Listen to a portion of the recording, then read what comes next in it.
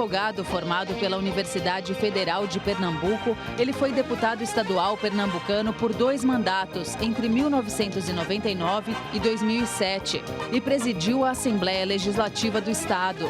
Nos últimos 12 anos, passou a atuar no meio político de Brasília, elegendo-se 3 vezes para o cargo de deputado federal.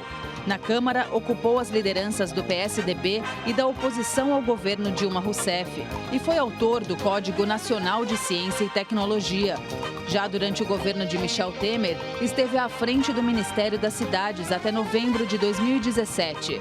Na última sexta-feira, aos 47 anos de idade, tornou-se o novo presidente nacional do PSDB. Bruno Araújo é o entrevistado de hoje no Roda Viva.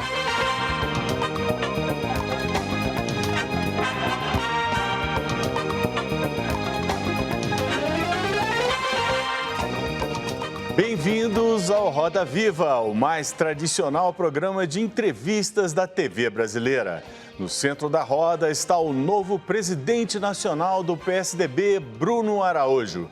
Estamos ao vivo em todo o país pela TV Cultura, pelas emissoras afiliadas, pelo nosso canal no YouTube e pela nossa página no Facebook, também no nosso perfil do Twitter. Para conversar com o Bruno Araújo, convidamos Roberto Gianetti da Fonseca, economista, empresário e conselheiro da Fundação Padre Anchieta. Fernando Canzian, repórter especial do jornal Folha de São Paulo. Silvia Amorim, repórter de política do jornal O Globo. Pedro Venceslau, repórter de política do jornal O Estado de São Paulo. Débora Freitas, apresentadora da rádio CBN.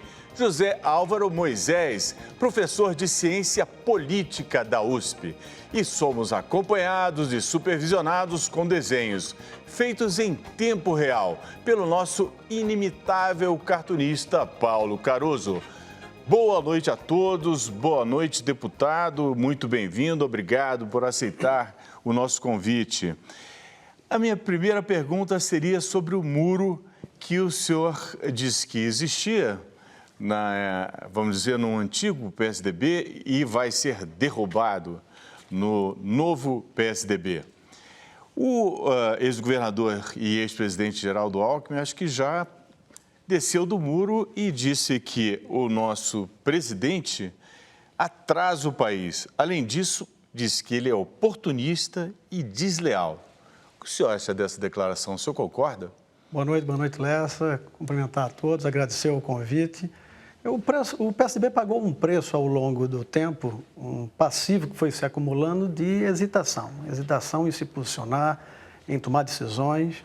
Foi um partido que teve um papel fundamental na construção da redemocratização brasileira, teve um papel fundamental durante o governo federal que ocupou, mas depois teve dificuldades em defender o seu legado, defender o legado do que foi construído na administração do presidente Fernando Henrique Cardoso, de se posicionar de temas relevantes para a sociedade. Ao longo de todo esse tempo, se foi criando um passivo estereótipo do Moro. O propósito é, a partir de agora, a gente ter a firmeza de enfrentar com clareza os temas da sociedade, a começar pela decisão que nós vamos tomar sobre fechar ou não questão em relação à Previdência, a reforma da Previdência, que será votada ao longo das próximas semanas. A convenção do PSDB foi um evento que surpreendeu a todos nós. Nós tivemos a presença de praticamente todos os senadores, deputados federais, grande parte do conjunto das nossas lideranças. O governador Alckmin fez uma fala firme, sobretudo vindo do processo eleitoral, com a visão que ele tem desse momento. Mas o PSDB vai ter, sobretudo em relação ao governo Bolsonaro, uma posição de independência, de apoio às reformas que têm vinculação com a nossa história e confrontar, se for preciso, ou quando for preciso, posicionamentos de intolerância que não fazem parte da posição e da história do partido. A gente vai começar a nossa roda de entrevista aqui com a Silvia, seguindo essa ordem. Tá ok? Silvia, por favor. Deputado, boa noite. Boa noite, Silvia. Eu queria colocar na roda um tema que é da agenda do chamado novo PSDB. O senhor assumiu semana passada um partido que se anuncia renovado, mas que ainda lida com velhos constrangimentos. O partido aprovou um código de ética que se anuncia também como um ativo político e eleitoral do partido, mas ele não resolve velhas questões. principalmente dos seus filiados suspeitos de corrupção. Estou falando do deputado Aécio Neves e outros tantos. Eu queria saber como é que o partido vai convencer o eleitor na próxima eleição de que ele realmente mudou. Olha, eu acho que o primeiro momento é que o PSDB é o primeiro partido no hemisfério sul que assume com clareza a Constituição, a criação de um código de ética, de procedimentos internos e de compliance, de conformidade. Esse é o grande fato. A partir daí, nós temos um instrumento formal para que essas medidas sejam tomadas. Há sobre um PSDB, e natural que haja uma cobrança pelo protagonismo que o partido teve ao longo desses anos, sobretudo de 1994 para cá, quando foi protagonista de todas as eleições presidenciais, polarizando todas elas com exceção da última. E se nós tomarmos, por exemplo, o PSDB e o PT, dois dos mais importantes partidos dos últimos 20 anos. Todos dois têm em comum quadros seus que foram condenados em segundo grau, que cumprem pena. No caso nosso, o ex-governador de Minas Gerais, Azeredo, que pediu desfiliação do PSDB. Então, são coisas que não dependem só também do Código de Ética. Há uma posição de reflexão pessoal. No caso do PT, há também um condenado em segunda instância, que é o presidente Lula. Nós nunca ouvimos nenhum quadro do PSDB, do PT, pedir desfiliação do presidente Lula. Nós nunca vimos nenhum conjunto da imprensa tratar sobre o Código de Ética do PT ou quando vai ser a expulsão do presidente Lula, e essa cobrança recai dentro do PSDB. Mas com esse dispositivo, há instrumento legal para essas discussões. De duas formas. Ou o Código de Ética é acionado quando for necessário, ou é um processo de reflexão pessoal, como fez um governador Azeredo. Mas são temas que serão enfrentados, sim. Roberto. Boa noite, Bruno. Boa noite. Temos aqui uma questão que foi muito debatida durante a campanha do ano passado e que o PSDB, os candidatos do PSDB, tanto a presidente Geraldo Alckmin quanto os vários candidatos a governador, defenderam muito a bandeira do emprego, a geração de emprego, que talvez o que mais se espera hoje, a população mais espera, é que haja de fato política de geração de emprego.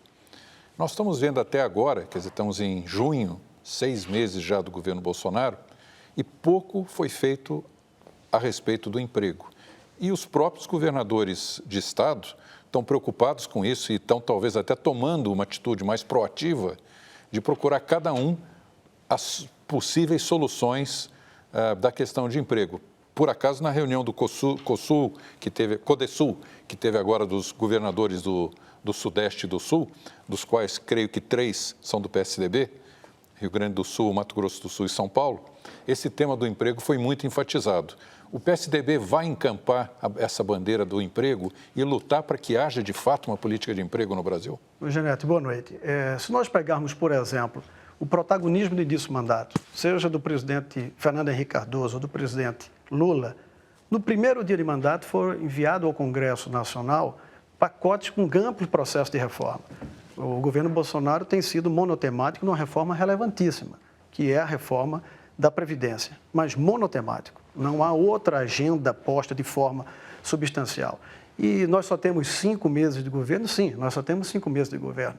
Mas são os 5 meses mais importantes, onde a motivação do investimento estrangeiro, a motivação ou parcela de esperança da população é mais alta. Ou seja, quando nós achamos que, por exemplo, só a percepção de aposta nesse momento do país poderia reduzir número, reduzir o câmbio. Nós vimos o câmbio crescente, a redução da expectativa de confiança do empresariado. Nós assistimos, por exemplo, aqui em São Paulo, no governador João Dória, de forma ativa, 5 meses de dedicação a trazer empresas para São Paulo, ou segurar empresas que ameaçaram sair de São Paulo, como foco de geração de emprego. A tônica da geração de emprego, ela tem uma importância fundamental na agenda do PSDB, e um exemplo hoje é o que nós estamos vendo no estado de São Paulo, e o que tem cuidado tanto o governador Eduardo Leite, no Rio Grande do Sul, quanto o Ronaldo Azambuja, no Mato Grosso do Sul. Pedro.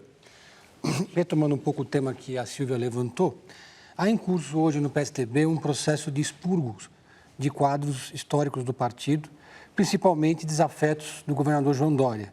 Vou citar 2 nomes, que é o ex-governador Alberto Goldman, que há um pedido de expulsão dele no partido, e o sociólogo Fernando Guimarães, por ter participado de um evento suprapartidário chamado o governador de stalinista. Por outro lado, o PSDB decidiu poupar o Aécio Neves, o Beto Richa, tucanos que estão enrolados na justiça.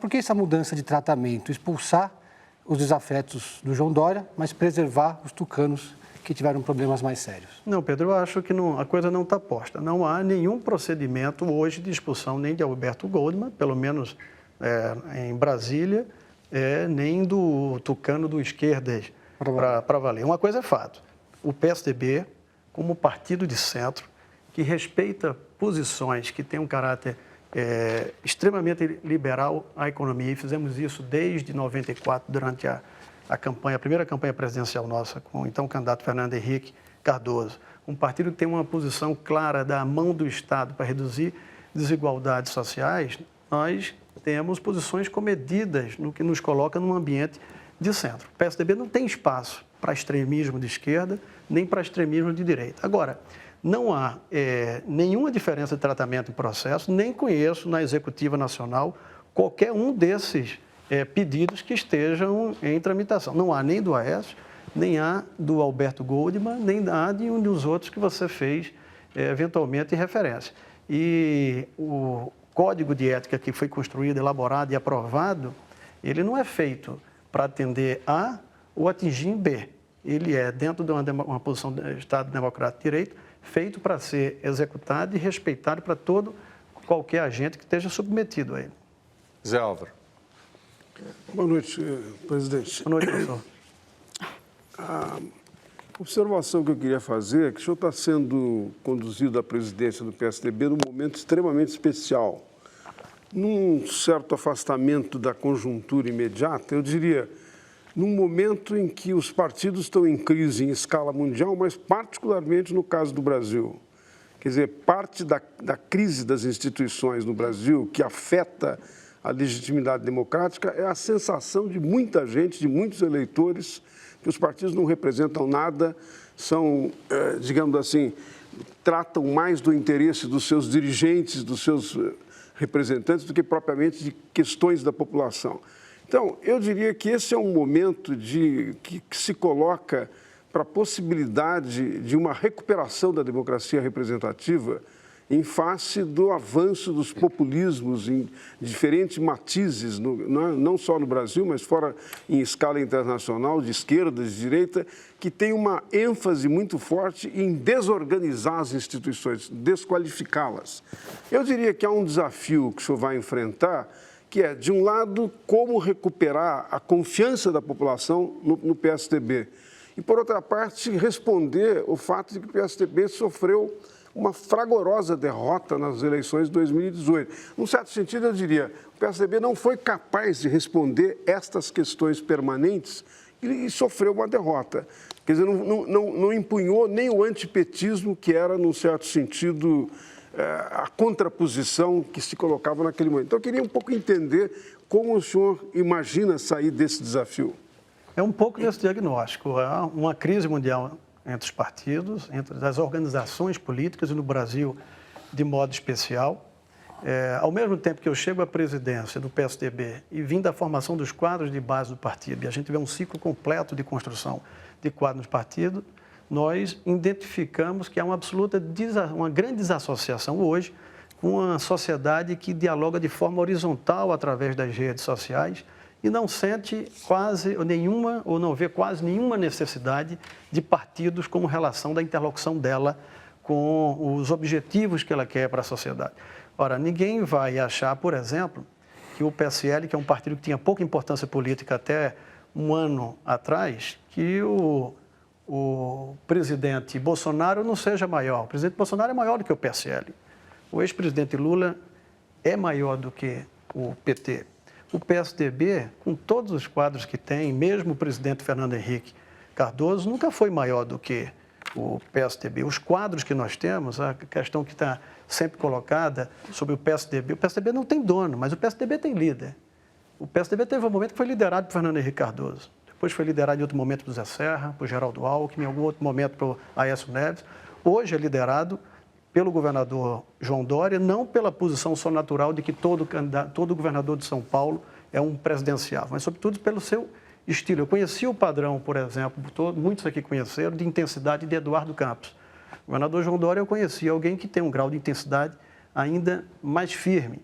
Mas o PSDB vai precisar se reconectar e atualizar esse novo modelo, onde perde muito espaço, o espaço da democracia representativa, ganha muito espaço a democracia participativa e na cultura, sobretudo latina, o eleitor procura líderes e, na verdade, menos partidos. A posição do PSDB é poder fornecer um grau de qualidade de líderes que esteja à disposição do eleitorado brasileiro, mas, sobretudo, recuperando confiança. E qual é o primeiro passo? Se posicionar com firmeza em relação aos temas. Se posicionar com clareza em relação, por exemplo, ao tema da reforma política, se for preciso, reforma da Previdência, e, se for preciso, com fechamento de questão, tornar obrigatória a posição dos seus votos de deputados estaduais, federais, e senadores e vereadores em relação ao tema. E, a partir daí, evoluir para outros temas que possam ser mais ou menos desconfortáveis. O PSDB não tem nenhum interesse de atender, do ponto de vista de expectativa, 100% da população, mas uma parte do eleitorado substancial que permita ao partido ser uma alternativa de ajudar a mudança das sociedades e fazer isso voltando a exalar credibilidade e confiança. Fernando. O senhor falou que o partido tem que parar com a hesitação. Esse novo código de ética do partido, ele me parece um pouco tucano, né? Porque deixa o partido nessa posição de fazer uma advertência verbal, desde que seja indicado por alguma irregularidade, etc. Agora, o principal ícone do partido hoje, o governador João Dória aqui, já disse que esses investigados poderiam ter a dignidade e o respeito de se afastarem do partido enquanto estão respondendo aos seus rolos aí. E o João Dória também tem colocado que o PSDB tem que não há espaço para a esquerda dentro do PSDB. A pergunta que eu faço é, o João Dória ele não está um pouco mais à direita dessa posição que o senhor está defendendo, que o partido tem que estar mais ao centro e precisa ser contido o governador João Dória dentro desse novo rumo que o PSDB quer? Quer dizer, é isso que eu dizia inicialmente. O código de ética e de conformidade do PSDB, por mais que possa ser adjetivado de tucano, é único. Único entre os partidos. Esse é o primeiro ponto. É uma evolução no sistema político brasileiro. Segundo, o governador fez referência àqueles que podem tomar por iniciativa um pedido de afastamento ou de licença. E aí são duas coisas. Eu citei isso um pouco antes. Ou é um ato voluntário, como aconteceu com o governador, o ex-governador Azeredo, o ex-senador Azeredo, em Minas Gerais, ou se estimulado mediante as regras, ser utilizado com o devido processamento. Nós não podemos, se houve clareza de procedimentos ou de erros políticos, esse pode até ser estabelecido pelo partido, discutido pelo partido. E aí você comentou um código que gera advertência, mas o sistema de punição, ele é isso, ele vai desde a advertência a alguns países que adotam pena de morte. Ele tem um grau de graduação que, no caso do partido, o limite é a expulsão. O que eu garanto é que o código vai ser utilizado havendo a devida iniciativa com uma apresentação com um conselho de ética que foi devidamente formado. Ele não é para inglês ver, ele é de fato para acontecer. Agora, nada impede que qualquer um possa fazer reflexão em relação à sua relação com o partido, com a sociedade, em relação a esse momento de cobrança. E volto a dizer, é uma cobrança intensa sobre o PSDB e nem estou fazendo qualquer tipo de defesa porque o PSDB é mais cobrado que os outros. Mas é bom lembrar que grandes partidos que são do protagonismo da cena política nacional, que resolve a vida dos brasileiros, têm problemas hoje também, e essa cobrança é muito mais intensa pelo PSDB. Creio eu, porque há uma compreensão que o PSDB deve ter uma importância nacional e precisa resolver essas questões com a sociedade. Débora. Muito boa noite ao senhor. Eu queria entender um pouco melhor sobre essa nova cara do PSDB, o novo PSDB, que é o que prega o governador João Dória. Há pouco o senhor falou que lá atrás o partido teve dificuldade de manter o legado do ex-presidente Fernando Henrique Cardoso. É um novo que bebe na fonte das raízes, que volta às raízes. O senhor fala bastante também em assumir posicionamentos, em descer do muro. Além disso, qual vai ser a marca desse novo PSDB? Olha, posições. Eu cito situação... Quando nós falamos de hesitação, que começa desde lá, ao final do governo Fernando Henrique, defesa de privatizações, a lembrança de todas as ações importantes, de corrigir a maior injustiça social do país, que era o modelo de inflação resolvido com plano real, lei de resultado fiscal, uma visão social-democrática com criação de programas importantíssimos, Pronaf, Fundeb, tantas ações que foram construídas pelo partido e exemplo. Hoje, essa semana, nos últimos dias, nós estamos discutindo o COAF fica com o Moro ou fica com o Paulo Guedes? Mas ninguém lembra que foi o PSDB que criou. Só, olha, mas a transparência, ninguém lembra que a Corregedoria Geral da União foi o PSDB que criou. Não só a lembrança do que nós fizemos, o como sabemos fazer, mas, sobretudo, posições. Tanto eu quanto alguns dos deputados federais que nos acompanham aqui foram protagonistas do impeachment da ex-presidente Dilma Rousseff. Nós fizemos, do ponto de vista institucional partidário, fizemos com uma posição de bancada. O PSDB chegou aos 47 minutos do segundo tempo. Nós construímos isso, nós fomos buscar a ajuda do professor Reale, hoje da deputada Janaína Pascoal, nós fomos buscar participar muitos que são deputados federais hoje pelo PSL, porque o PSDB não assumiu o protagonismo num momento importante como aquele. As pessoas dizem, foi ruim para o PSDB? Pode ter sido, mas o propósito de um partido é servir o país. Nós fizemos o certo para o país naquele momento. Então, é ter posição, agir com clareza e renovação. O PSDB está se renovando com grandes quadros. Tem a deputada Bruna Furlan, vice-presidente aqui que nos acompanha, o deputado Pedro Cunha Lima, que vai cuidar do ITV. Enfim, uma geração nova que chega para imprimir, como respondi há pouco ao professor Moisés, um grau de maior sintonia, de compreensão e atualização a esse momento da sociedade. A gente vai para um rápido intervalo e voltamos em alguns minutos com o presidente nacional do PSDB, Bruno Araújo. Só um instante, aguarde.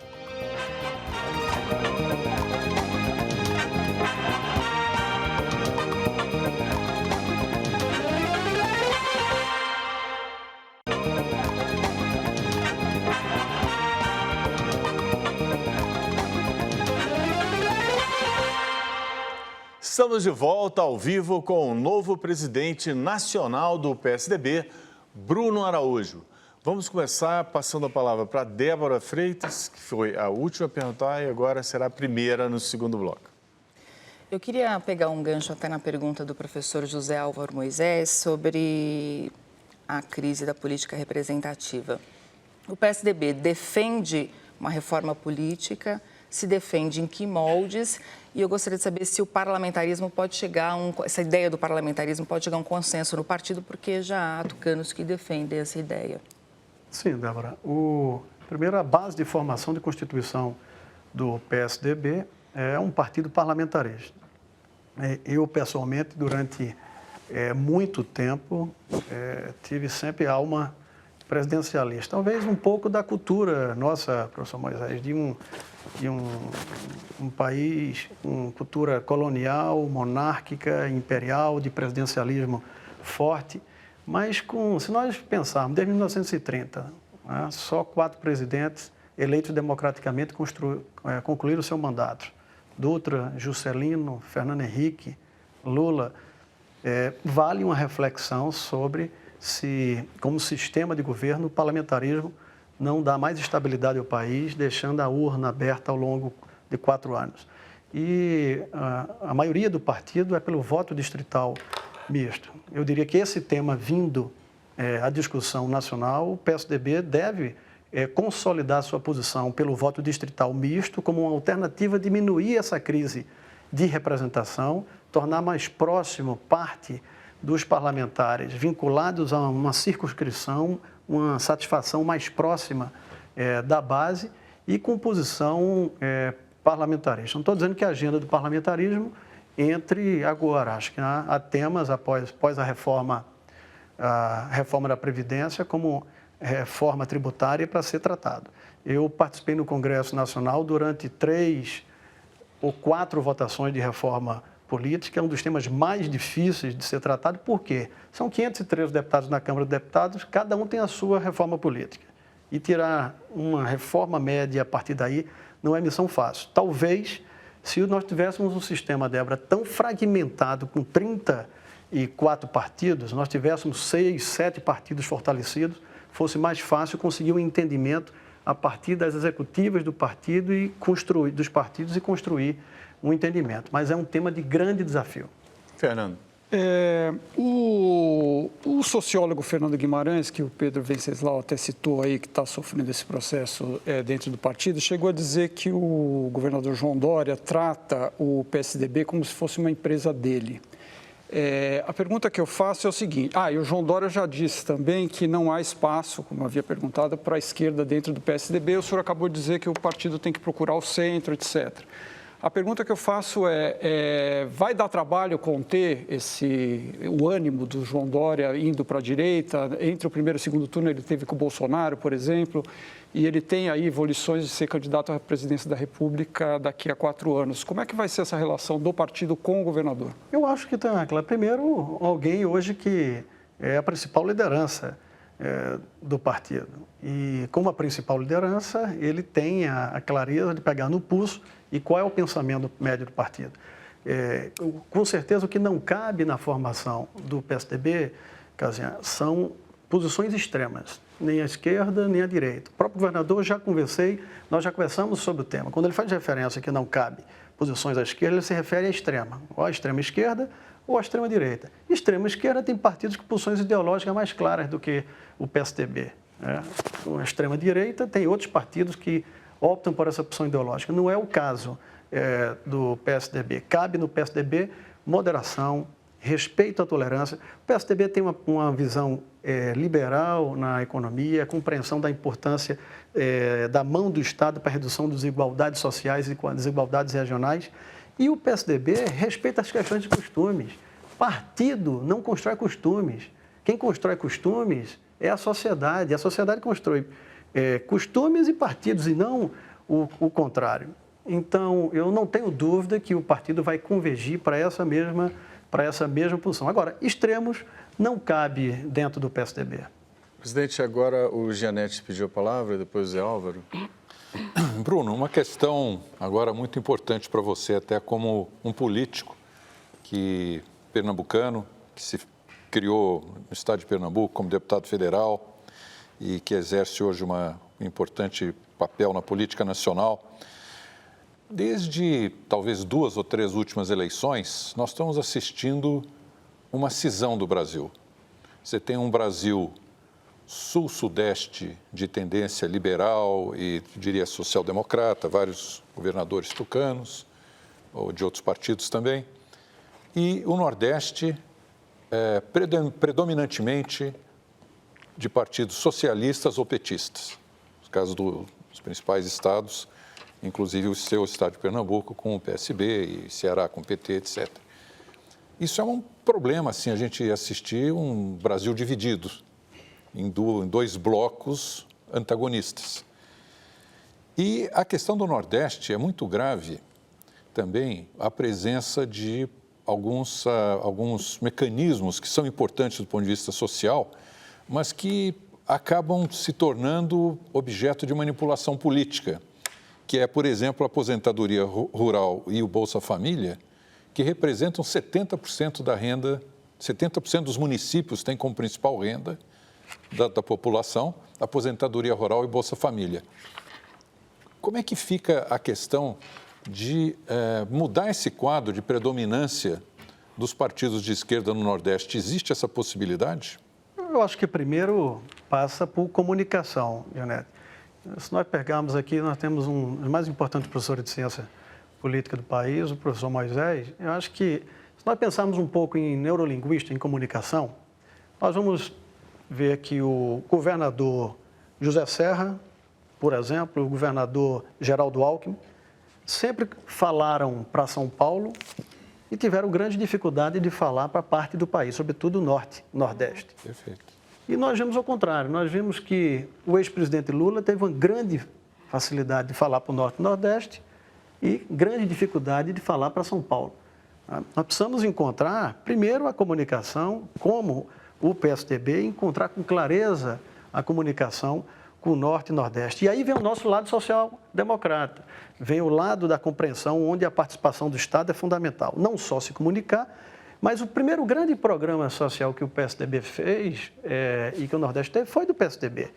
Porque Fernando Henrique teve um resultado importante no Nordeste quando da confecção do Plano Real, onde se passou a comprar a linha branca em 10 meses, 15 meses, 20 meses, e permitindo acesso a produtos que não haviam. Houve essa lembrança por um tempo. O PT depois deu sequência a programas sociais criados pelo governo Fernando Henrique, enlatou isso e se apropriou politicamente e manteve um grau de comunicação mais competente em relação a isso. Então, nós temos que ter um programa de redução das desigualdades regionais, além das desigualdades sociais, e ter uma comunicação clara com o Norte, com o Nordeste, uma comunicação média para atender todo o país. O problema é que nós temos que parar com essa posição onde as estratégias de um segmento, um partido seja falar para determinada região e outro para outra região, com o objetivo de tentar ganhar na conta matemática, mas falar para todo o Brasil, e nós vamos construir um desenho para falar para todo o Brasil. Zé Álvaro. Deputado, o senhor mencionou várias vezes dois aspectos que são do legado, de certa forma, do PSDB. De um lado, a posição liberal na economia, em temas, inclusive, de costumes. Por outra parte, uma preocupação social. Eu até diria que isso é uma vantagem comparativa do PSDB nesse momento, porque o espectro político nacional simplesmente deixa de lado qualquer preocupação com o social. Então, acho que esse é um tema extremamente importante e nós estamos vendo, de certa forma, depois da crise da social-democracia em escala mundial, uma certa retomada em alguns países. Não é? Os socialistas acabaram de vencer as eleições na Espanha, Portugal tem a chamada geringonça, né? O mecanismo de coabitação dos socialistas da esquerda moderada, da esquerda de centro, com um presidente conservador, está dando bons resultados, inclusive na economia. Então, desse ponto de vista, eu acho que os eleitores do PSDB e os eleitores que o PSDB gostaria de conquistar querem saber quais seriam os temas, digamos assim, fundamentais do ponto de vista da retomada da economia, mas, ao mesmo tempo, com essa preocupação do social. Por exemplo, o tema da educação, de abrir as oportunidades através de um programa de educação que seja inclusivo e, ao mesmo tempo, de qualidade. Como é que os senhores formulam ou pensam em formular essas questões? Porque eu acho que o eleitor, além das polarizações, ele está preocupado em ter respostas para estas questões práticas, não é? Isso, e nós entregamos no passado e vamos continuar construindo. Nós falamos do Plano Real como sendo algo do ponto de vista econômico que tem efeitos diretos na economia e na questão social. O então ministro da Educação, nosso Paulo Renato de Souza, não é? Revolucionou, teve papel fundamental no papel da educação. Com a criação do Enem, houve críticas tremendas quando nós criamos os processos de avaliação da universidade, quando evoluiu para o Enem, e hoje tem esse legado que é um dos principais modelos de avaliação e acesso à universidade. Mesmo o ministro Serra, com a formação econômica, com a visão social dos genéricos. Nós temos quadros fantásticos que têm como dar sequência e ajudar a pensar o país na área ambiental, na educação, na saúde. Segurança pública, o PSDB é o maior exemplo de sucesso na segurança pública na América Latina. Em 20 anos, São Paulo reduziu em 70% a taxa de criminalidade. Isso nem se construiu do dia para a noite, mas com muito trabalho, com muita responsabilidade e com a clareza do impacto que significa na vida das pessoas cuidar de temas como esse. Então, nós temos quadros fantásticos. E esses quadros que têm um compromisso com uma visão social-democrática, vão ajudar a formular. Nós vamos ter de forma objetiva, professor Zé Álvaro, no ITV, no Instituto Eutônio Vilela, o nosso principal quadro, uma formação de um quadro jovem como Pedro Cunha Lima, com formação e mestrado no exterior, com a clareza de que lá será o grande laboratório para continuar apresentando ao país propostas objetivas, além do discurso de deixar de lado a hesitação e ter posição sobre cada tema, apresentar propostas e temas que sejam importantes da discussão da sociedade brasileira. O senhor, na disputa pelo Senado em Pernambuco, ficou emparedado entre o Bolsonaro de um lado e o PT do outro, tendo que apoiar ou carregar o apoio ao Geraldo Alckmin, que ficou ali estacionado com 4% das intenções de voto. Só acabou, acho que, se não me engano, em quarto lugar na disputa. Eu pergunto o seguinte, se o Alckmin foi culpado pela sua derrota, e se o PSDB errou ao não assumir o antipetismo visceral e focar os ataques no Jair Bolsonaro durante a campanha presidencial? Não, acho que há um contexto, uma leitura diferente, Pedro, porque conhece quem está lá em Pernambuco. Eu tinha tomado a decisão que não queria mais ser deputado federal. Eu fui deputado muito jovem, fiz 5 mandatos de deputado, pensei durante algum momento viver a vida privada, talvez uma hora dessa estar em casa assistindo Roda Viva e não estar aqui, né, discutindo com a responsabilidade que a gente tem, a vida pública nacional. Eu fui para o Senado para um movimento de poder contar um pouco do meu legado e da minha história e da minha vida pública. Era difícil um tucano na terra de Lula disputar uma eleição para o Senado. E tive um resultado muito além, muito melhor do que eu imaginava. E pelo contrário, o presidente nacional é até bom que se esclarece aqui, o presidente nacional do PSL, o deputado Luciano Bivar, já deu testemunhos disso e procurou no final do primeiro turno, convidando para apoiar Bolsonaro. Eu disse, olha, isso é um pedido que não tem, obviamente, cabimento. Eu tenho uma história no partido político e um compromisso com o governador Geraldo Alckmin.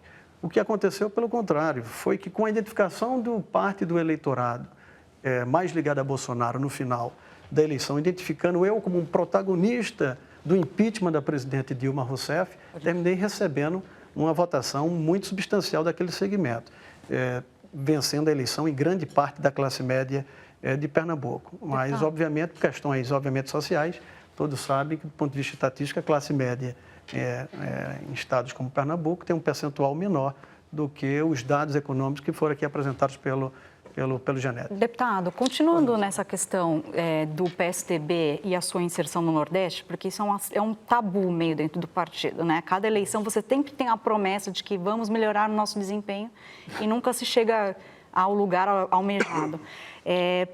O senhor, como um tucano, no Nordeste, sabe muito bem das agruras que isso significa num período eleitoral. É verdade. Com a força do presidente Lula, que ainda existe lá, e do PT. O senhor já declarou uma vez que o Lula foi um presidente excepcional. Para Pernambuco. O senhor já disse isso? Isso, para Pernambuco. Isso. Eu queria saber se o senhor, hoje, olhando para trás, avalia que errou nessa avaliação, ao fazer essa avaliação, ou o senhor fez essa avaliação por uma questão de sobrevivência política? Não, claro que não. Veja, nós não fazemos, para a gente poder fazer política e olhar para as pessoas, a gente tem que haver credibilidade. Como é que eu posso dizer que Lula não fez bem a Pernambuco, independente do que houve, abstraindo o que houve em relação à Petrobras, 30, 40 bilhões na economia da Petrobras, de refinaria no Estado, ou 10 ou 20 bilhões de investimentos, por exemplo, numa Fiat. Ora, se meu Estado é um dos estados mais antigos da Federação, mais politizados, que foi até o final do século retrasado nas maiores economias, né? Parou durante os últimos 50, 60 anos, tem uma retomada ao longo do governo Jarbas, do governo Eduardo Campos, e Lula é o protagonista da chegada desses investimentos, como é que eu posso fazer política dizendo algo que as pessoas não acreditam? É evidente que Lula foi fantástico para Pernambuco, né? Foi para outros estados? Não sei, mas nem por isso eu nunca votei em Lula, nem nunca fiz campanha para Lula e discordei sempre firmemente das políticas econômicas do Partido dos Trabalhadores. Não só discordei, mesmo quando nós tínhamos em 2008, 2009, no auge do petismo, 90% do país batendo palma para Lula, eu talvez fosse um dos 50 moicanos que sobrou no Congresso fazendo oposição para Lula. Mas política a gente tem que fazer reconhecendo, dizendo o que é de fato. E a sua escolha como presidente do PSDB, tem um pouco esse papel de fazer com que o PSDB tenha uma entrada no Nordeste? Lessa, pode até ser uma coincidência. Difícil, né? Pode até ser uma coincidência. Eu acho que quem acompanhou a convenção, na minha fala, olhei para o prefeito Arthur Vigílio, né, e lembrei, olha, o PSDB tem o prefeito de Manaus. Manaus é quase o próprio estado, do ponto de vista econômico. Tem um senador eleito mais votado nessa eleição, o senador Plínio, um senador de muita qualidade.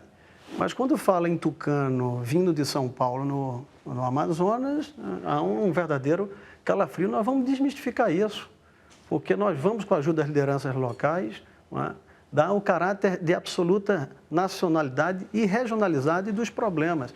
Há disputas fiscais, e conversando e buscando um modelo de compreensão onde haja clareza de que quanto mais houver força e firmeza na redução das desigualdades sociais, regionais sobretudo, ganha o país como todo. Nós temos por trás disso a guerra fiscal, que é um dos grandes problemas nessa equação, encontrando e trabalhando, por exemplo, para equações agora como passada a Previdência na reforma tributária como sendo um elemento catalisador que faça desaparecer agentes dessa divisão no país. E o senhor falou em educação, que sempre foi uma bandeira muito forte do PSDB, e hoje a gente tem um ministro da Educação bastante desacreditado, né? Um pouco caricatural, que as universidades, os estudantes têm se manifestado com uma oposição bastante forte.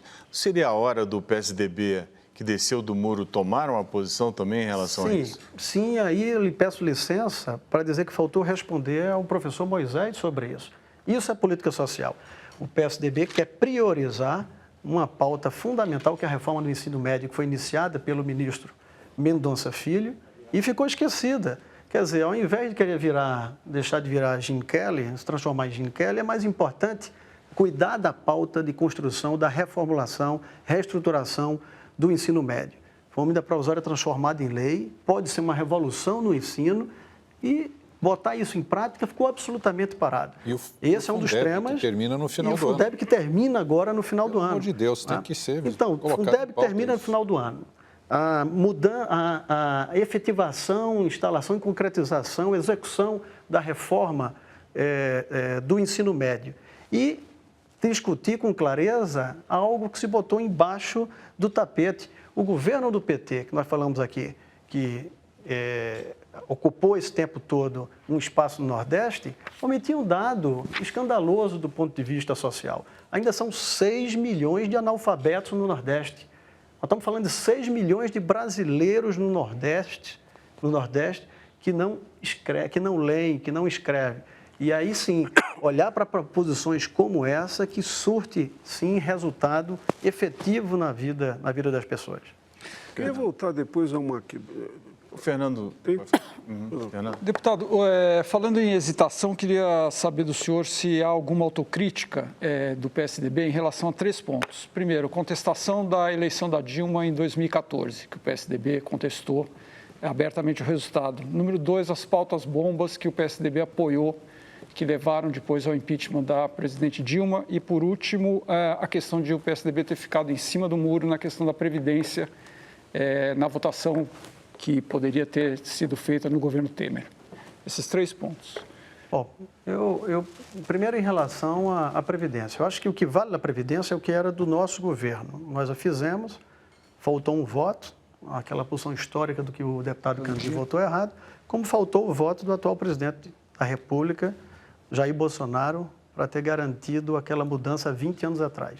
Nós estamos falando de já ter economizado, se as contas estiverem certas, pelo menos 2 trilhões de reais. Pauta bombas no governo Dilma foram iniciativas do próprio governo. Quem está na oposição não tem obrigação, não tem obrigação de segurar posições do governo. Quem governa é quem tem que assumir, sobretudo, a missão e a responsabilidade de mandar para o Congresso medidas que o governo pode bancar. Essa é uma responsabilidade do governo do PT e não do PSDB.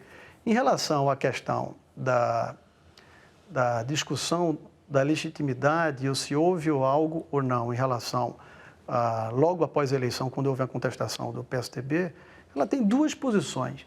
Ela foi um dos catalisadores que levaram também a um momento de inflexão, quando a presidente recém-reeleita mudou completamente a pauta do que dizia a eleição e, do ponto de vista da política, era um movimento de tensionamento. Se me perguntar, Casian, com a visão de hoje, talvez não tivéssemos ter feito, mas é muito difícil fazer uma avaliação do ontem na perspectiva de hoje. Zé, Álvaro.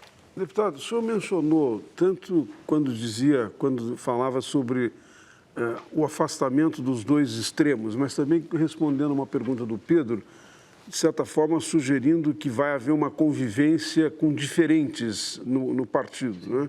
A pergunta que eu faria é o seguinte: essa preocupação, essa decisão de acolher os diferentes e dar espaço para posições diferentes, né, vai se traduzir também nos mecanismos de escolhas de candidato? Por exemplo, a adoção de primárias, de mecanismos pelos quais os diferentes candidatos possam se confrontar até serem reconhecidos como candidatos do partido.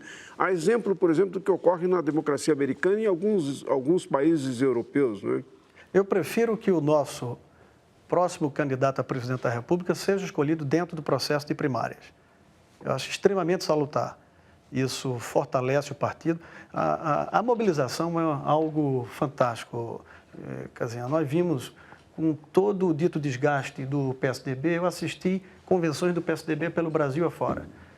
E, na hora da convenção, você vê uma grande mobilização dos filiados participando. Só uma forma de participar, de integrar, de envolver, não é através do remédio do voto. Esse é salutar. Seja o candidato que nós tivemos, uma candidatura natural, que, mesmo ainda distante do governador Dória, com eventuais outros quadros, ela é formalizada através de prévias, ela dá muita força à candidatura presidencial. Além de que é uma forma legal de poder fazer propaganda antes do período eleitoral, já que a legislação prevê as prévias como um instrumento legal de coordenação. Só uma coisa, a prévia, num certo sentido, como instrumento de mobilização dos eleitores, é menor do que as primárias, né? Porque a primária envolve um processo pelo qual ele é mais orgânico, ampla possibilidade é muito mais sistêmico e mais orgânico. Deputado, o senhor mencionou aqui já em 2 ocasiões, disse que 5 meses de governo já é tempo suficiente para o governo mostrar um pouco a que veio. Acabou de dizer agora, fez algumas críticas ao ministro da Educação sobre a política, a questão do ensino médio. Eu não consigo enxergar até agora no PSDB, nesse novo governo, uma postura de oposição que o senhor tenta delinear aqui. Por outro lado, a gente tem um governador João Dória, que é um aliado do presidente Jair Bolsonaro. Eu quero saber como é que o senhor vai lidar com essa crise de identidade, como é que vai lidar com esse dilema? Porque, assim, você tem o governador João Dória, que é o principal líder do partido, o senhor já disse isso, tentando fazer uma oposição muito ponderada, enfim, ele é um aliado do presidente Jair Bolsonaro, e o PSDB ali meio sem saber que caminho vai tomar. Como é que é isso? Bom, é meu primeiro dia útil como presidente do PSDB. Então, bem-vindo. Já está sendo cobrado. Acho que já dá para me dar mais um tempinho. Né? Segundo, 2 coisas. Eu acho que 5 meses não é muito tempo. Na verdade, 5 meses é pouco tempo, mas são 5 meses dos mais essenciais, porque é onde uma verdadeira lua de mel. Se durante a lua de mel você não consegue deslanchar, implementar, garantir... Por exemplo, a reforma da Previdência, do ponto de vista, essa é uma decisão política. O normal é que a reforma da Previdência tivesse sido votada em 2 turnos na Câmara ao final do governo Temer. Um governo que ainda tinha base parlamentar, com um presidente que tinha uma expectativa de poder tremenda, que não tinha nem assumido. Isso poderia ter acontecido, parte dela no... Então, se perdeu um tempo fundamental. Mas o PSDB perdeu que oposição tempo. É essa? A posição do PSDB ficou em cima do muro meses até fechar uma posição. Mas o PSDB pagou um preço eleitoral. A reforma podia ter sido votada antes da delação. Mas o PSDB já pagou a conta disso. O PSDB teve um resultado extremamente modesto na eleição. A conta já está paga. O PSDB recebeu a devida repreensão do eleitor brasileiro. Mas é que o senhor está Mas dizendo... aprendeu alguma coisa, deputado? Oi? Mas aprendeu alguma coisa? Porque, por enquanto, também não mudou Não, muito. claro, veja, o que nós estamos apontando, assim, vamos falar em reforma da Previdência. Desculpe, deputado, que esse é um tema bastante longo. Sim. E a gente vai continuar no terceiro bloco agora. A gente vai ter bastante tempo para falar sobre isso. Então a gente vai para mais um intervalo e já voltamos com o novo presidente nacional do PSDB, Bruno Araújo. Só um instantinho, fique aí.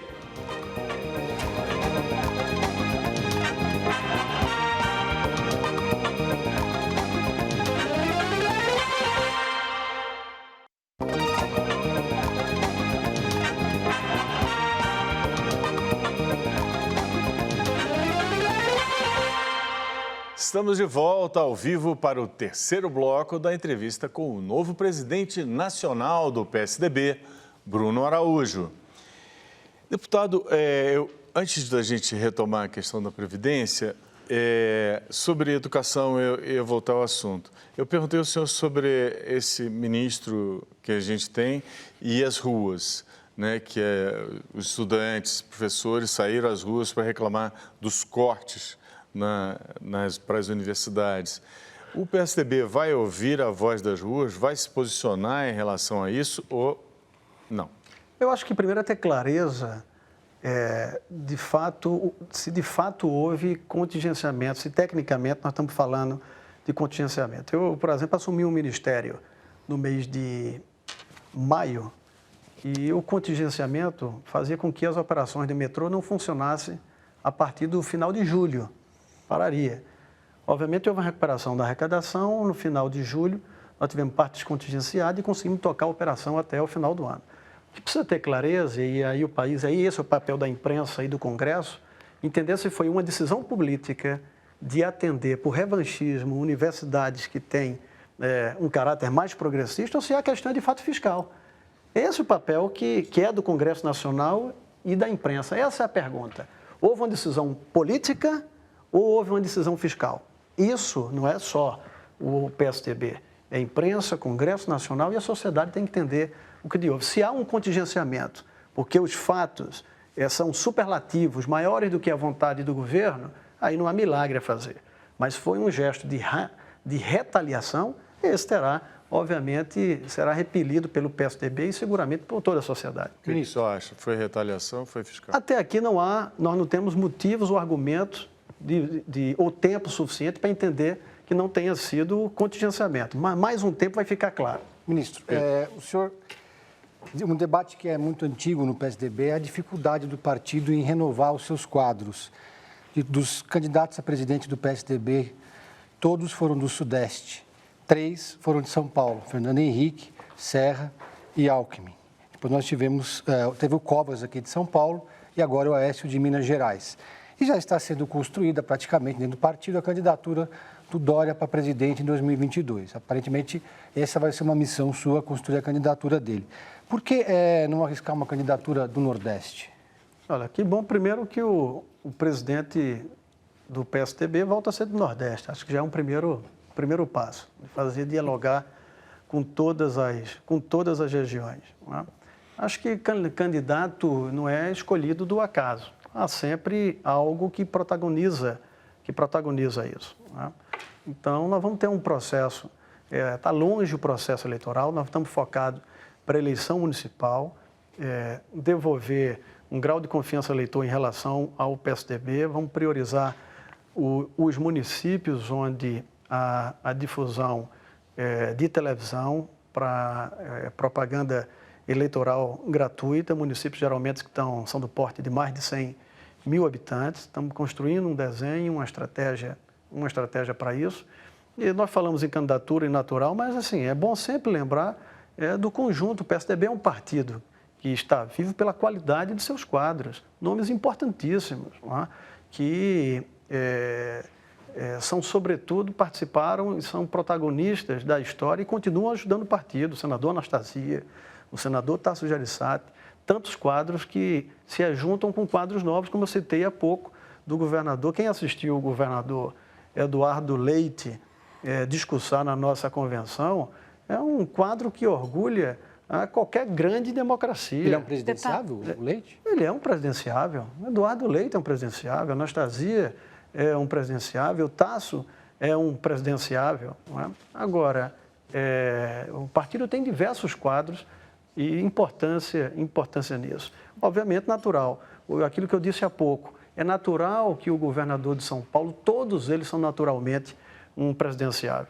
O que há ainda de elemento catalisador e forte em relação a isso é que o governador Dória tem um estilo e uma força de trabalho que o torna um importante favorito dentro do PSDB. Deputado, depois da reforma da Previdência, o projeto que se anuncia para debate no Congresso e se anuncia com debate quente é a questão do pacote anticrime do ministro Sérgio Moro. Perfeito. Ele já tem dado muito pano para a manga, mas ele está ali um pouco asfixiado por conta da história da Previdência.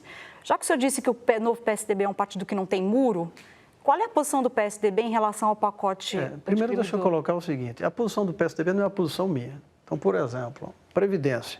Eu estou anunciando aqui que o PSDB, não estou anunciando qual é o papel. O PSDB nós vamos levar a questão para ser fechada pela bancada e a bancada vai decidir. Da mesma forma, o pacote do ministro Moro, no momento determinado, no momento específico, vai ser levado para dentro da discussão do partido e discutido quais são os pontos que têm concordância por parte do partido ou não. De modo geral, eu poderia antecipar uma posição de que há tendência do apoio. Talvez não como o pacote veio de forma original, até porque o papel do Congresso é discutir e apresentar propostas, mas a princípio a sinalização é positiva com ajustes que podem ser feitos e construídos dentro do Congresso. Aqui nós temos parlamentares nossos brilhantes, como o deputado Eduardo Cury, a deputada Bruna, que vão participar dessa discussão. Roberto.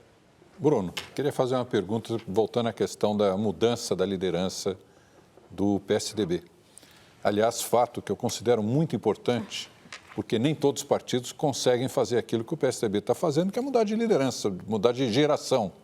Mas essa mudança tem que ser também uma mudança de atitude, uma mudança de postura. E aí eu faço até em tom de autocrítica, porque sou há muito tempo também partidário do PSDB e apoio os candidatos do PSDB. Eu acho que nós temos uma vergonha de reconhecer o nosso legado do passado. Quantas vezes durante a campanha não se falava dos feitos, das conquistas que o PSDB fez e que algumas você citou aqui, não só do Plano Real, câmbio flutuante, lei de responsabilidade fiscal, os genéricos, controle da AIDS, admirada no mundo inteiro, o início da rede de proteção social, que depois gerou o Bolsa Família, universalização do ensino básico e um tema que é muito delicado, que eu vi o PSDB relutar muitas vezes, para minha tristeza, que é a privatização, que agora é feita por todo mundo, é uma hipocrisia, mas chega na hora da campanha, é colocado como um mal que o PSDB defendeu, a privatização das teles, da Embraer, das ferrovias, terminais portuários. Nós não teríamos telefone celular, talvez por uma década a mais, se não fosse o PSDB fazer a privatização das teles. Quero saber qual é a posição que o PSDB vai defender agora em relação à privatização. Vamos defender firme a privatização ou vamos ficar ainda hesitante? Em todas as áreas do Estado em que o Estado não tiver eficiência e a sociedade puder participar de forma privada, terá o apoio do PSDB. Olha, Janete, se nós fizermos a conta, um brasileiro que tiver 31 anos de idade, tinha 10 anos em 1998, era uma criança, quem tem 31 anos de idade não entende e não sabe o que significa colocar numa declaração de imposto de renda um telefone. Tá? É difícil dizer, a grande parte desse país, que pouco tempo atrás nós declarávamos linha telefônica em imposto de renda. Era um patrimônio, né? Não, era um patrimônio. Então, assim, foram posições como essa, que foram de coragem à época, que levaram durante tempo grande processo de repercussão, que nós temos que guardar como legado, mas como exemplo de poder avançar nas coisas em que a sociedade, a iniciativa privada pode fazer melhor do que o Estado brasileiro, desde que não seja tirando papel básico, da saúde, da educação e da segurança pública. Vamos então derrubar o muro tucano, que nem foi o muro de Berlim, e fazer posição firme na privatização. Isso, perfeito. Deputado, apesar da lista que o Janete acabou de citar, nos 2 mandatos do governo Fernando Henrique Cardoso, o Brasil cresceu em média 2,5%. No governo subsequente do Lula, cresceu 4% em média. O Bolsonaro agora está com uma agenda liberalizante, que, se der certo, muitos avaliam que é o que o Brasil está precisando, depois de ter dado essa guinada para a esquerda nos últimos anos. O que o PSDB tem a oferecer de diferente do que o Bolsonaro está fazendo, já que também o João Dória tem um discurso muito parecido com ele, inclusive nessa coisa mais agressiva em relação à violência, etc. Primeiro, é importante que a gente coloque as coisas no fato histórico. Um crescimento de 2 e pouco por cento, um período, desde a década de 80, o crescimento do Brasil é baixo comparado a muitos outros países que avançaram no mundo, mas nós temos que lembrar o que foi a crise dos países asiáticos, lembrar o que foi a quebra da Rússia, a quebra do México. Foi um governo sobrevivente, diferente do período do PT, que aí eu digo com visão de Estado, no momento em que o mundo viveu um dos momentos de maior atividade econômica e o governo do PT podia ter criado a rede de proteção ao país, fazendo as reformas mais relevantes, construindo as posições que permitissem o país ir para outro estágio no momento que passasse essa onda mundial, e não aconteceu. Foi só passar o cheque. Quando acabou a bonança mundial, o preço de minério de ferro e tudo mais, um colapso. Né? Foi um colapso. O projeto, a posição do PSDB, obviamente, quem tem a responsabilidade de tocar a economia é o presidente Jair Bolsonaro, que diz que não entende economia, quem vai tocar é o Paulo Guedes, que, veja, eu tenho um grande respeito, mas, por exemplo, o país tem suas diversidades. O ministro Paulo Guedes faz uma crítica muito profunda à social-democracia. Todos a conhecem e acompanham aqui. Mas, ora, um dos primeiros atos do ministro Paulo Guedes foi anunciar o 13º do Bolsa Família, mas nada mais social-democrata do que o 13º, né, do Bolsa Família. Então, enfim, nós não temos o papel de apresentar para o governo Bolsonaro quais são os caminhos. Mas uma coisa é certa, toda proposta do governo Bolsonaro que for reformista, que nós entendermos que desafia corporações, que faz movimentos, que coloca o país na possibilidade da geração do emprego, da renda e da possibilidade de melhoria sociais, vai contar com o nosso apoio. Tem uma contribuição nossa agora que parou. Eu escrevi, durante o período como ministro, a MP do saneamento. 70 milhões de brasileiros andam com esgoto a céu aberto. Tá? E o governo não teve a força e a compreensão devida de dar devida importância a uma medida provisória como essa. Essa é uma das medidas sociais, professor Moisés, que é absolutamente fundamental para o PSDB. Vai ter uma colaboração de modo especial minha, porque na medida provisória do saneamento, ela foi construída dentro do Ministério por iniciativa nossa e é algo que nós vamos dar uma atenção especial. A gente vai para mais um ligeiro intervalo e voltamos já com o presidente nacional do PSDB, Bruno Araújo. Só um minutinho, retornamos daqui a pouquinho.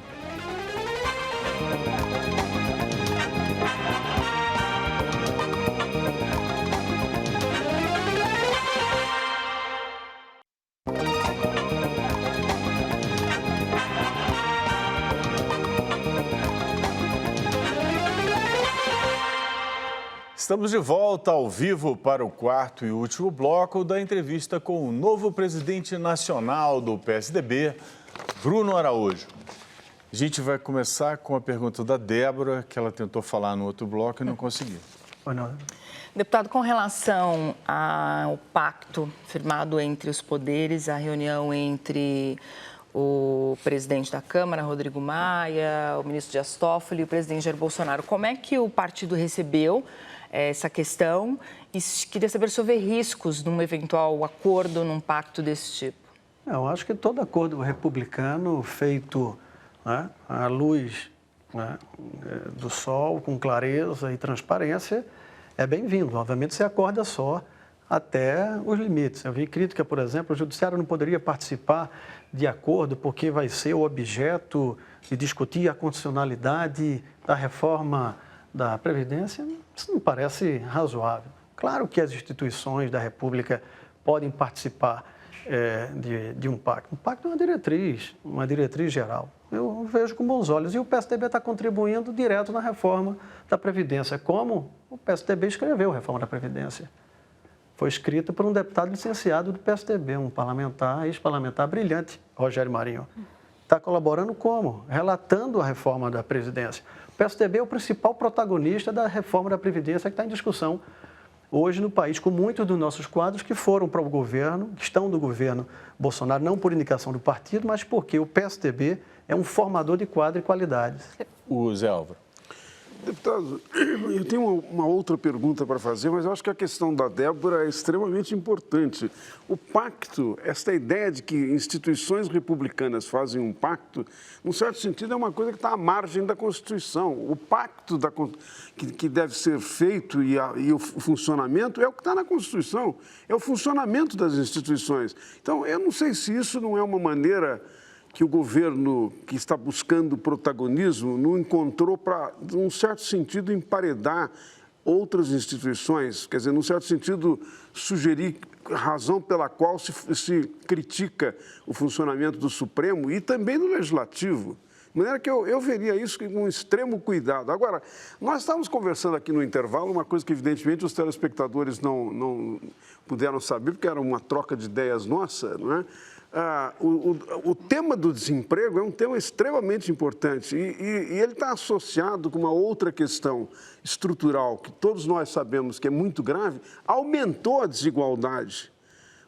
A concentração de renda no mundo inteiro, mas no Brasil também tem aumentado. Então, eu me pergunto, quer dizer, eu perguntaria para o senhor se não é este o tema central, se o PSDB quer recuperar o apoio dos eleitores, dos segmentos que não estão, digamos assim, capturados pelo bolsonarismo, se não são esses os temas para os quais o partido precisa dizer a que veio, nesta fase, neste momento. Quer dizer, a reforma da Previdência é extremamente importante, mas todos nós sabemos que ela não será suficiente para resolver o problema do desemprego, não é? Tem outras medidas. E o que é que o PSDB tem a dizer sobre isso? Primeiro que é fato que, em relação ainda à questão do pacto, ele talvez tenha, sobretudo, sido mal compreendido pelo momento que se deu.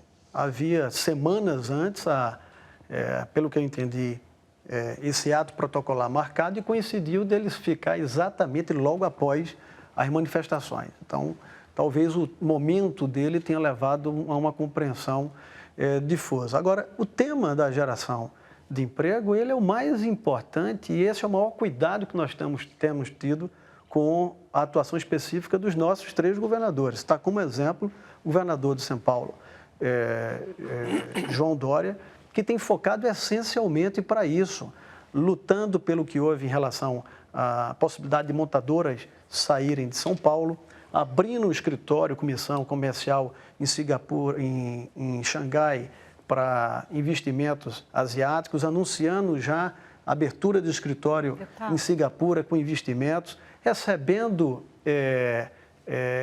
grandes delegações internacionais, reduzindo o ICMS do combustível, do diesel de aviação aqui em São Paulo, possibilitando maior aumento de número de voos. O vi ainda do embaixador essa semana em Brasília, a forma como o governador de São Paulo interage e busca problemas específicos de empresas de países estrangeiros no sentido da tranquilidade, a segurança e possibilitar o maior incentivo ao investimento. Acho que nós temos no governador de São Paulo um grande exemplo nesses 5 meses, é pouco tempo, mas dedicação primordial a investimentos e geração de emprego. Esse é o grande tema. Agora, Moisés, é importante dizer que os grandes temas macroeconômicos, todos nós sabemos que num país presidencial que tem uma característica de Estado unitário, a macroeconomia é resolvida em Brasília. Uma caneta em Brasília que tem um grande impacto em relação a isso. Os governadores são quase que coadjuvantes num esforço pessoal, não é? Quase que como um mascate para trazer e segurar empresas. Deputado, Precisa de um protagonismo maior de Brasília. O governador João Dória, nesses 5 meses, também tem deixado claro que ele adota uma posição muito mais conservadora em relação à segurança pública. Ele fez um discurso muito duro na eleição, na campanha eleitoral, e ele mantém esse discurso, que é um dos fatores que arrasta um pouco o partido para a direita e não o coloca como um partido de centro. Eu queria saber se isso vai contaminar o debate que o PSDB deverá fazer internamente, já que o senhor disse que os muros caíram, em relação, por exemplo, a um tema que está posto pelo governo federal, que é a questão da flexibilização do acesso a armas no país. Qual é a postura do PSDB? Qual será a tendência no PSDB em relação a esse tema? O governador João Dória vai ficar isolado nessa discussão ou o partido vai seguir com o governador João Dória num discurso mais duro? Perfeito. É uma boa pergunta e a pergunta é tendência. A gente vai tratar isso no momento certo. Agora, primeiro, a posição do governador João Dória, ele reflete o ambiente da sociedade de São Paulo.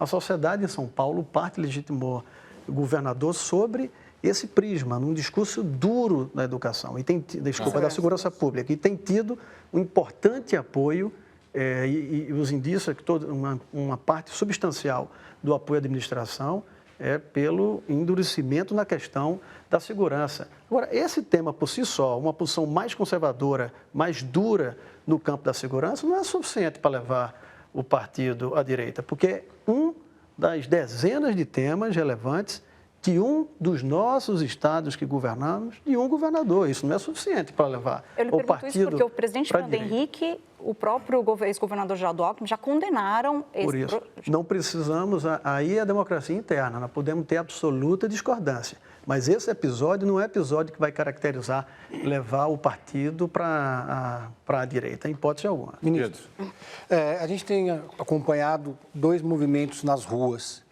O movimento contra a reforma, em defesa da reforma da Previdência, em defesa do pacote do Sérgio Moro e contra o Centrão, em defesa do Bolsonaro, rivalizando com outro movimento contra os cortes na educação e de oposição ao governo Jair Bolsonaro. O PSDB não está participando nem de um nem de outro. O PSDB não está nas ruas hoje.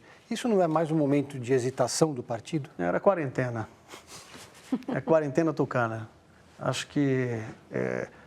Veja, eu fui protagonista. Eu, o deputado Carlos Sampaio, a deputada Bruna Cury, muitos de nós fomos protagonistas no processo de impeachment. E aquilo que eu disse antes, e o nosso partido não nos acompanhou. Tá? Eu podia usar temas que, por exemplo, pode ser tido como mais conservador, mas que é posição política. Se nós pegarmos o tema da redução da maioridade penal, que ficou em voga, reduziu um pouco agora, a bancada do PSDB na Câmara, praticamente na sua totalidade, votou com a redução da maioridade penal. O PSDB não tratou o tema. Acho que o PSDB viveu no pós a eleição e no período da transição, ainda no final da gestão do presidente Geraldo Alckmin, uma posição de reflexão. Nós saímos das urnas, nós tivemos um desempenho baixo, tivemos uma vitória em 3 estados importantes da federação e com toda essa o resultado desse processo eleitoral, nós estamos num processo de construção, de reflexão e buscando os caminhos a partir de agora no processo interno de discussão, Pedro. Deputado, entre a eleição e a posse, e até um pouco depois da posse, o Brasil recebeu aí o presidente Jair Bolsonaro com muita expectativa positiva, né? Muitos economistas estimavam aí 2,5%, 3% o crescimento, que já caiu para 1%, bolsa estava em alta, dólar em baixa, já inverteu tudo de novo. A pergunta que eu faço é o seguinte, o seu antecessor, Geraldo Alckmin, deixou a presidência do partido com uma crítica muito forte ao presidente Jair Bolsonaro, por conta das brigas internas, a questão dos filhos, enfim, essa confusão toda que tem sido o governo Bolsonaro até aqui. Eu perguntaria ao senhor qual é a avaliação que o senhor faz da competência do presidente na gestão do país neste momento, não do governo, mas do presidente em si. Olha, eu acho que, primeiro, ele carrega ainda um ativo político.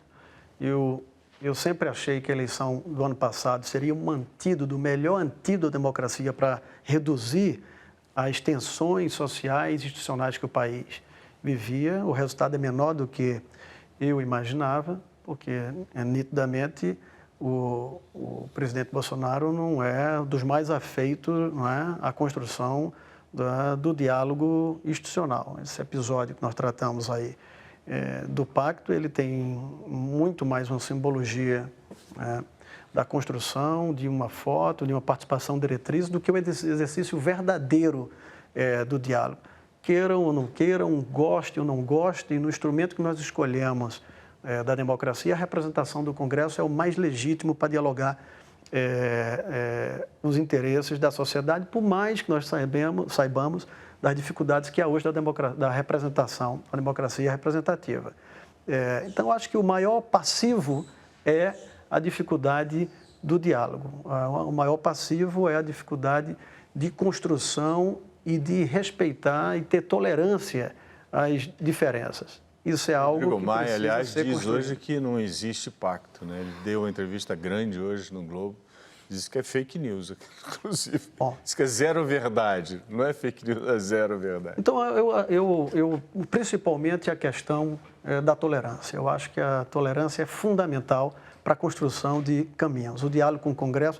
Eu posso dar um exemplo de casa. Quando eu digo de casa, Tucano, em uma homenagem à política buscada como uma boa política, política moderna. O governador Eduardo Leite conseguiu, na base do diálogo, retirar da Constituição do Rio Grande do Sul a necessidade de plebiscito para a privatização. Quem conhece a formação do Estado do Rio Grande do Sul, a posição ideológica do gaúcho, o como isso era caro. E o fez com votações absolutamente expressivas, com uma construção competente, com diálogo, o que é um exemplo nesse momento de Brasil. Vai, Roberto. Eu queria voltar a um tema que... Tem que ser bem curto, que a gente está terminando nosso tempo. Não sei se a resposta vai ser curta, a pergunta pode ser. Não, ele tem sido bastante conciso. É sobre reforma política. Eu acho, Bruno, que tem uma coisa que angustia ainda a sociedade civil, que é a incapacidade do Congresso fazer uma reforma política profunda. Faz assim uns paliativos aqui e ali, mas não acaba não resolvendo. E a gente escuta discurso, promessas e tal, e uma reforma política profunda, que é necessária para a gente voltar a uma racionalidade dentro da política brasileira, esse fracionamento de partidos, que é uma coisa absurda. E aí o próprio PSDB, por exemplo, que pode recepcionar muitos dos políticos hoje que estão em outros partidos que não têm nenhuma ideologia definida, mas de certa maneira se comportam como partido, como políticos de centro. Como é que nós podemos encaminhar a reforma política? O Congresso tem condição de fazer isso ou precisamos de uma Assembleia Constituinte independente? Janete, eu vivi o Congresso de perto. Eu fui ativo, eu fui líder do PSDB, eu fui líder da oposição, modesta à parte, eu fui um razoável parlamentar. Conheço um pouco aquilo. Mas eu disse há pouco aqui, a cultura no Brasil, ela é monárquica, imperial, de presidencialismo forte. Aqui o professor quase de Estado unitário, quase de Estado unitário. E o Congresso fez uma coisa e o STF desfez, né? Isso, eu vou chegar nisso. Também... Não há possibilidade de haver uma reforma política sem o presidente da República comandá-la. Não há possibilidade de haver uma reforma política sem um presidente, não estou falando do presidente falando, estou falando de um presidente da República, primeiro, conhecer o tema, saber a doutrina, o que significa o voto extra, o misto, o voto proporcional, mas o partido não pode lista ter fechada. papel nisso? Como? Partido? Não, o partido pode, mas eu estou falando sobre a operação congressual, porque, Moisés, esse é um tema difuso dentro do Congresso, como eu disse, são 513 reformas políticas, cada um tem a sua. Cada um tem a sua. Ou há um processo de um coordenador, de um presidente da República que coordene a atividade com partidos políticos, que concilie... De preferência em princípios de mandato, né? Claro, e se perder esse momento, e se perder esses primeiros momentos de administração, vai ficando cada vez mais difícil. Eu não acredito em reforma política que comece, que nasça, caminhe e termine só dentro do Congresso Nacional. Deputado, agora, nosso tempo está terminando mesmo. O senhor, quando votou pelo impeachment da ex-presidente Dilma, o senhor falou da história de Pernambuco. Eu queria que o senhor falasse qual é o líder assim, pernambucano que o senhor tem na cabeça como grande referência. Olha, eu acho que na história, se nós buscarmos... Eu diria que o senhor também fosse bem conciso. Buscarmos na história na recente, nós temos nos dois campos políticos e ideológicos, duas importantes lideranças. O campo à esquerda, Miguel Arraes de Alencar, e o campo mais à direita, o ex-vice-presidente da República, Marco Maciel. Citando os dois, eu fico no centro, como é o papel do estucado. Olha, o muro continua erguido. E eu queria que o senhor fizesse uma frase final. Pode citar um livro de cabeceira e depois uma frase, por favor, rapidinho. Livro de cabeceira, agora eu quero ler o legado, se não me engano, o Legado para a Juventude, o último livro do presidente Fernando Henrique Cardoso. E uma frase? Uma frase: respeito às instituições, à democracia, à imprensa, à tolerância, uma pitadinha de bom senso a tudo isso. Muito obrigado. Estamos chegando ao final de mais desta edição do Roda Viva. Agradeço a participação do Roberto Gianetti da Fonseca, Fernando Canzian, da Silvia Amorim, do Pedro Venceslau, da Débora Freitas, do José Álvaro Moisés e do nosso inimitável cartunista Paulo Caruso. Agradeço também a você que nos acompanhou até agora, especialmente ao Bruno Araújo. Boa noite, boa semana a todos. Segunda-feira tem mais. Até lá!